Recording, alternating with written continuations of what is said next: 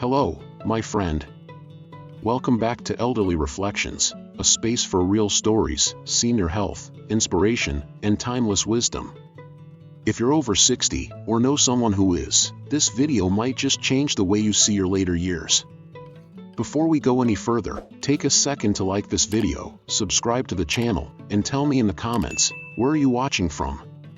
I love knowing where this community is growing.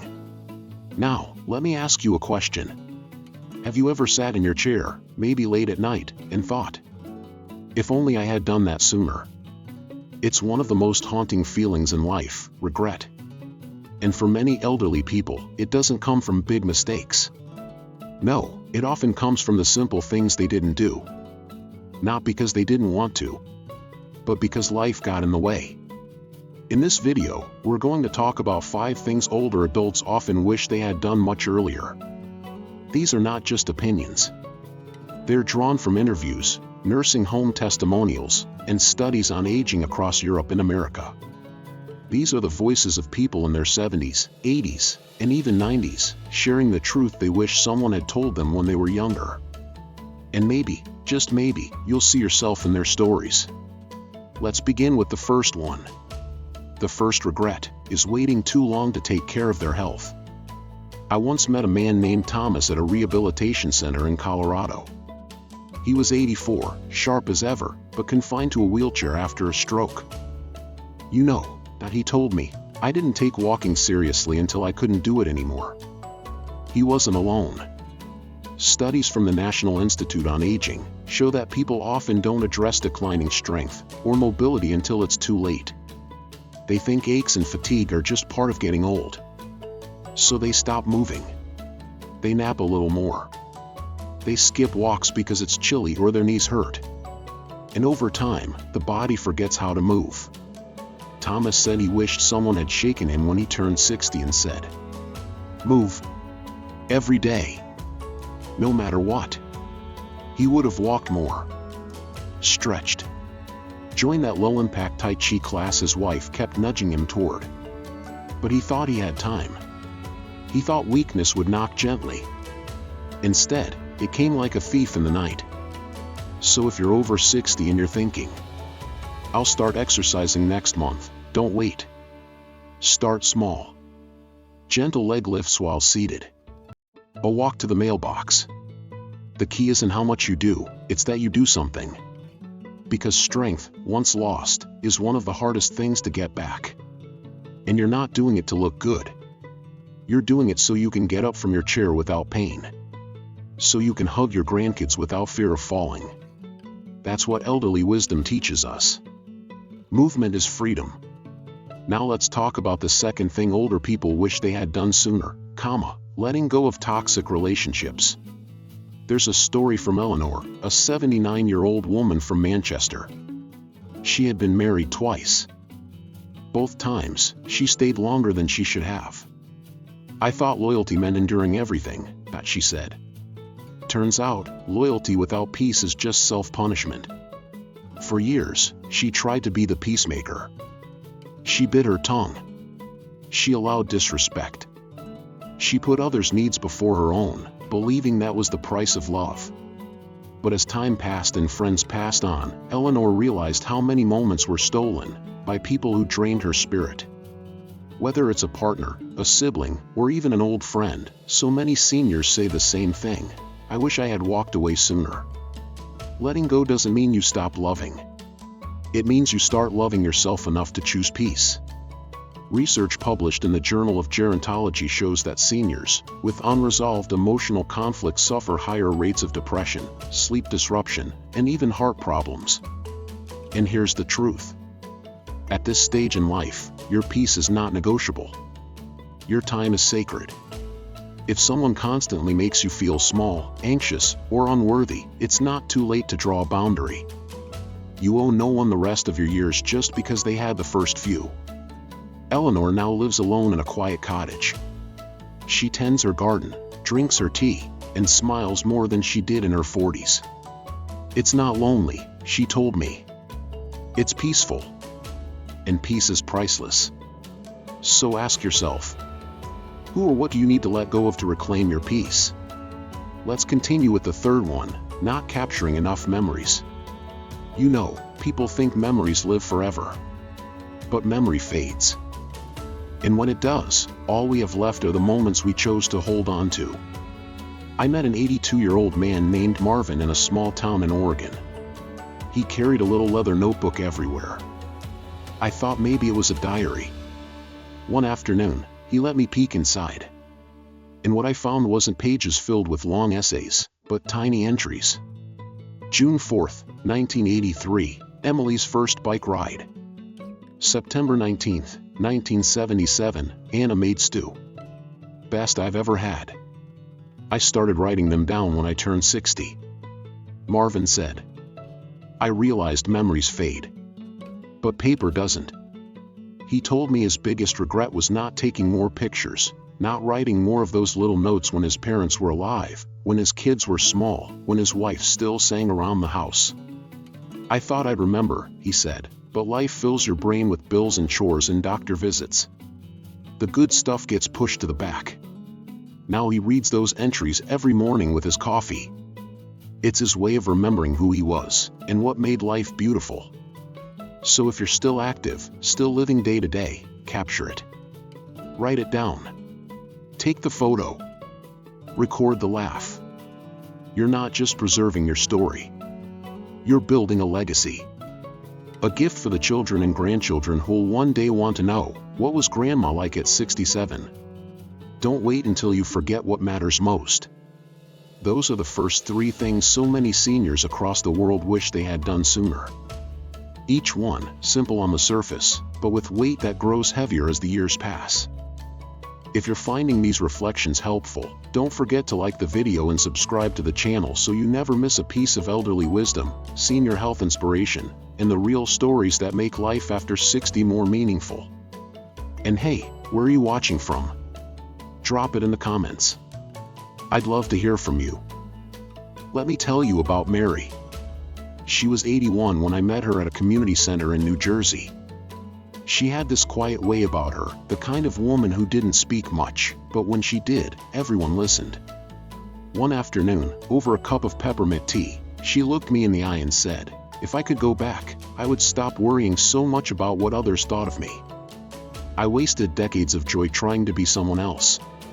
That brings us to the fourth thing elderly people wish they had done sooner, living life on their own terms instead of chasing approval. See, many of us spend our younger years walking on eggshells, trying not to offend, trying to fit in, trying to be the kind of person others want us to be. We wear the clothes they like. We pick the job that makes them proud. We say yes when we want to say no. We keep quiet when we should speak up. All to be liked. To be accepted. But when you're over 70, something shifts.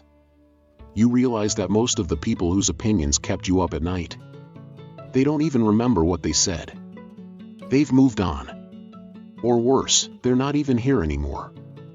And you're left wondering, why did I spend all that time not being myself? Mary told me she always wanted to paint. But her husband, her friends, even her church circle all thought it was silly. "You're not an artist," they'd say. What a waste of time. So she didn't. For 30 years, she put it off. She raised kids, cleaned houses, cooked meals, worked double shifts, and never picked up a brush. Then one day, at 78, she walked into an art supply store and bought a canvas. And just like that, she started painting. "I cried the first time I touched that brush," she said. Not because it was beautiful, but because I felt like I had finally come home to myself. Today, her small paintings hang all over her apartment. And every time someone visits, she tells them, "Don't wait for permission to be who you are." So if you're watching this and you've been holding back, because you're afraid of judgment, afraid of failure, afraid of being too old, let this be your sign. You don't need approval. You need peace. And peace comes from living in truth. The kind that belongs only to you. Now let's move on to the fifth one, and this one is heavy. It's not telling people how much they meant to you. Charles was 87 when he told me his story. A tall, quiet man from Minnesota. Vietnam veteran. spent most of his life working with his hands, fixing fences, and building barns. But when he spoke about his brother, his voice shook. "He died before I could say thank you," Charles said. "We were close when we were boys. Fought like hell when we were men. And by the time I realized how much I owed him, he was gone." You see, in life, we think there will always be another day. Another phone call. Another holiday to make things right. But sometimes, the goodbye you didn't say is the one that keeps you awake at night.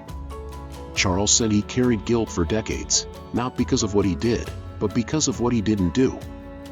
"I never said I was proud of him. Never told him he was the reason I didn't give up in '69. I thought he knew. But people don't always know. And even if they do, hearing it matters." Seniors across the world, when asked what they regret the most, often say the same thing: not expressing love while they still had the chance. A study from Harvard's Aging and Life Satisfaction Project found that emotional closure is one of the greatest predictors of peace in old age. So here's the truth. Tell them. Tell your daughter how strong she is. Tell your friend that their laugh saved you on your darkest days. Tell your spouse that even now, after all the years, you'd still choose them. Don't wait for the perfect moment. Don't wait for illness, or funerals, or tears. Say it now, while your voice still carries and their ears can still hear. Because in the end, it's not the things we did that haunt us. It's the things we didn't say. Now, as we come to the close of this part, I want you to pause and breathe with me for a moment. Ask yourself, which of these regrets have been whispering to you lately? Maybe you've been putting off that doctor visit. Maybe there's someone you need to call. Or maybe, like Mary, you've got a canvas waiting for you in the corner of your soul. The beauty of life after 60, after 70, even after 80, is that it's not too late. As long as you're breathing, you have time to make a change. To forgive yourself. To choose differently. That is the core of elderly wisdom. We can't turn back time, but we can still decide how we use what's left. If this message is speaking to you today, let me know by hitting the like button and subscribing to the channel. I read every comment, and it means the world to hear where you're watching from, what country, what city, what little corner of this world you're living your story in. There's something sacred about reaching this stage in life. After the noise fades and the rush settles, what remains are the truths we've collected, not the trophies on the shelf or the money in the bank, but the quiet wisdom born from every scar, every silence, every decision we now carry differently. And that's why the final thing elderly people wish they had done sooner is this. They wish they had truly enjoyed the present, without waiting for the perfect moment. It sounds simple, doesn't it? But for many, this is the hardest lesson. I met Gloria in a small retirement village near the coast of Maine. She was 91 and sharp as a tack. Her hands were frail, but she had this fire in her eyes. She leaned in close one morning and said, "I spent so much of my life waiting. Waiting until I lost 10 pounds to wear the dress. Waiting until the kids moved out to take a trip. Waiting until I had more money, more time, more confidence, and guess what? I waited my whole damn life." She laughed after she said it, but her eyes filled with tears. Because waiting becomes a habit. You think one day you'll dance in the kitchen. One day you'll take that train ride through the countryside. One day you'll write that letter, sit in the sun, learn the guitar, wear red lipstick, sing in front of people. But then the knees ache. The eyesight fades. And suddenly, the one day you were saving for is behind you. There's a quote Gloria had written on her wall. Don't save things for special occasions. Being alive is the special occasion. So why do we wait? Because we believe there's more time. That joy has to be earned. That fun is for the young. But joy doesn't come when everything is perfect. It comes when we stop postponing life. When we give ourselves permission to smile, to dance, to rest, to play, now. One man, Peter, 85, told me he had saved his favorite wine for years, waiting for the right moment. When his wife passed, he opened the bottle and cried, not because of the taste, but because he realized the right moment had come and gone. And that's what so many elderly people wish they had done sooner. Enjoyed the small things while they were still small. Felt the rain without rushing. Savored a slow meal. Taken more walks with no destination. Not worried so much about how the house looked when friends dropped by. Laughed at bad jokes. Taken naps without guilt. Worn the good shoes on an ordinary Tuesday. So if you're listening now, don't wait. Call your old friend. Eat the good chocolate. Say yes to the walk. Wear the outfit. Light the candle. Tell someone you love them, not in a text, not later, but today. Because here's the truth. The present moment is not a rehearsal. This is the show. And you're the star. Not the understudy. Not the extra in the background. You. Now maybe you're sitting there, feeling like it's too late. Maybe regret has curled itself around your memories. But I want you to hear me clearly, it's not too late to live differently today.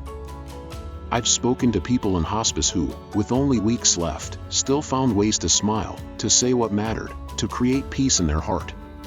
That's not a miracle. That's choice. And you have that same power.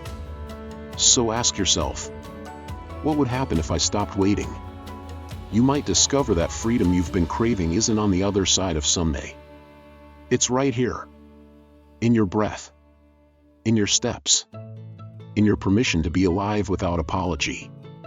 Before we wrap up, let's take a breath together. Just you and me. One deep breath. In. And out. You're here. You're alive. That alone is enough to begin again.